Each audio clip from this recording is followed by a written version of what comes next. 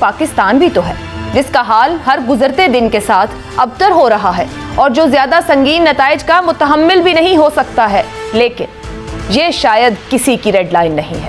معیشت کی صورتحال یہ ہے کہ پاکستان میں روپے کی گرتی ساکھ کو IMF کی قسط بھی سہارا نہیں دے سکی اور پاکستان کے لیے معاشی مشکلات رکنے کا نام نہیں لے رہی، لیکن شاید یہ کسی کی ریڈ لائن نہیں ہے۔ سیلاب میں 1/3 پاکستان ڈوبا ہوا ہے، 3 کروڑ سے زائد آبادی اس سے بری طرح متاثر ہے۔ نقصانات کا تخمینہ اب 30 ارب بتایا جا رہا ہے۔ لوگ مدد کے منتظر ہیں، لیکن شاید یہ کسی کی بھی ریڈ لائن نہیں ہے۔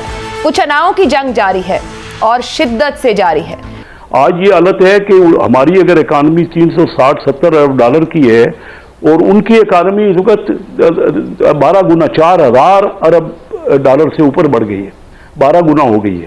کیونکہ انہوں نے کیا، ان کے یہاں بھی جمہوریت ہے، ان کے یہاں بھی پولیٹیشین ہوتے ہیں، لیکن اس قسم کا ایک دوسرے کے ساتھ جو ہم نے بنا لی ہے، جو دشمنی بنا لی ہے، وہ نہیں ہے۔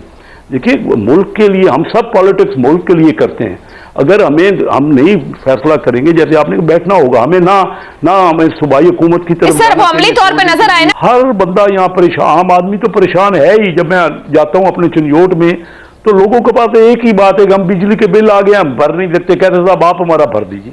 اب میں بتاؤ کسی کے پاس فیس نہیں ہے اپنے اسکول کی، جو ہم نے حالت اپنے ملک کی بنا دی ہے۔ معیشت جیسے آپ خود کہہ رہی ہیں کہ اگر 30 ارب ڈالر، میں تو یہ سن کے رونگٹے میرے کھڑے ہو گئے۔ 30 ارب ڈالر میں سمجھتا ہوں بہت بڑی رقم ہے، اور اگر ہماری کل GDP 370 ارب ڈالر ہے تو اس کا تقریباً 8-9% ہے۔ ہم نے ترقی کا 3.5-4% کا ٹارگٹ رکھا تھا، تو کیا ہم 4% مائنس پہ چلے جائیں گے؟ کوئی بھی حکومت، دیکھیے میں سمجھ نہیں آ رہا، جب بھی ہم جمہوریت کے بات کرتے ہیں کہ جمہوریت بہت اعلیٰ نظام ہے، اس میں کوئی بڑا رزلٹ کیا نکل رہا ہے؟ ہم تو اس ملک کو تباہ کر رہے ہیں آپس میں لڑ جھگڑ کے۔ کوئی سمجھانے والا نہیں ہے، کوئی یہاں بڑا نہیں ہے، کوئی کسی کے پاس۔ ہم نے دیکھا 3.5-4 سال اسمبلی میں، اب عمران خان صاحب کسی بھی ادارے کو مانتے نہیں ہیں۔ اسمبلی میں وہ کہتے ہیں کہ کوئی کسی اپوزیشن سے انہوں نے جا کے ڈائیلاگ نہیں کرنا۔ آج جب 12 بجے سپریم کورٹ کھلی، اس کام کو ہینڈل کرنے کے لیے جو کہ بالکل irregular اور غیر قانونی ان کے ڈپٹی اسپیکر کر رہے تھے سوری صاحب، تو اس کے لیے اگر کھلی تو کہتے ہیں سپریم کورٹ رات کو کیوں کھل گئی؟ اب آپ بتائیے کہ جو جلسوں میں یہ کہہ رہے ہیں کہ ہم شاید کوئی آرمی چیف ایسا لانا چاہ رہے ہیں مسلم لیگ جو کہ ملک کو آ کے ان کے جو معاملات ہیں اس کو تباہ کر دے گی، اور ملکی معاملات میں وہ سیاسی معاملات میں وہ شامل ہوں گے۔ آپ کیا سمجھتے ہیں چائنا کیا اچیو کرنا چاہتا ہے اگر وہ پرائم منسٹر مودی سے SCO پہ ملاقات کرتا ہے؟ دیکھیے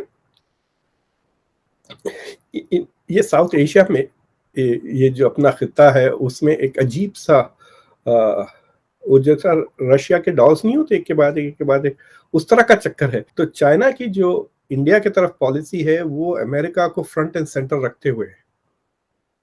تو چائنا کے انٹرسٹ میں، اگر چائنا مجھے صرف ایک چائے پلا کے اگر مجھ سے پوچھا کہ گیو می این ایڈوائز، تو میں یہ کہوں گا کہ do not allow Indo Pacific to become an Asian NATO.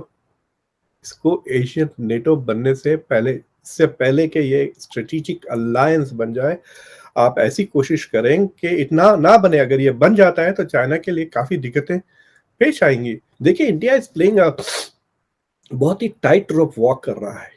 India نہ صرف انڈو پیسیفک میں انوالو ہے، انڈیا I2U2 میں ہے، امریکہ کے ساتھ، اسرائیل کے ساتھ، یونائٹڈ عرب کے ساتھ۔ انڈیا شنگھائی کوآپریشن آرگنائزیشن میں ہے، رشیا اور چائنا اور پاکستان بھی ہے اس میں۔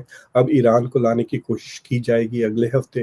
But India is also part of something that is called as Russia China India trilateral. تو آپ دیکھ سکتے ہیں کہ 2 ایسے ادارے ہیں جس میں ویسٹرن ممالکوں کا کوئی دخل نہیں ہے، جس میں انڈیا اور چائنا آر ٹوگیدر۔ اس کے علاوہ برکس بھی ہے، تو دیکھ لیں آپ برکس کو لے لیں، انڈیا چائنا رشیا ٹرائیلیٹرل کو لے لیں، SCO کو لے لیں۔ یہ تینوں جگہوں پر ایسا موقع ہے جہاں China and India can have a dialogue and resolve their issues. So مجھے لگتا ہے کہ انڈیا کی جو فورن اسٹیبلشمنٹ ہے وہ ریئلائز کر چکے ہیں کہ ہماری ایک دم اسٹریٹجک ویلیو بڑھ گئی ہے انٹرنیشنلی۔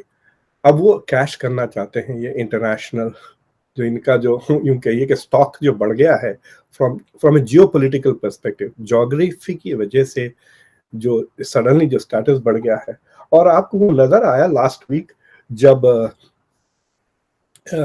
میں آپ کے سننے والوں کو کہتا ہوں کہ یہ کتاب ضرور پڑھیں. یہ جے شنکر جو انڈیا کے فارن منسٹر ہے، انہوں نے یہ 1 یا 2 سال پہلے 2019 میں لکھی یا 18 میں لکھی ہے. 2019 میں وہ فارن منسٹر میں. تو اس کتاب کو میں نے ایکچولی میرے شو پہ ریویو کیا ہے، ہندی میں بھی اور انگلش میں بھی، تو وہ دیکھ سکتے ہیں. تو اس کتاب میں جے شنکر نے جو اینٹیسپیٹ کر رہے تھے the nature of global politics, وہ کہہ رہے ہیں کہ it's a multilateral system with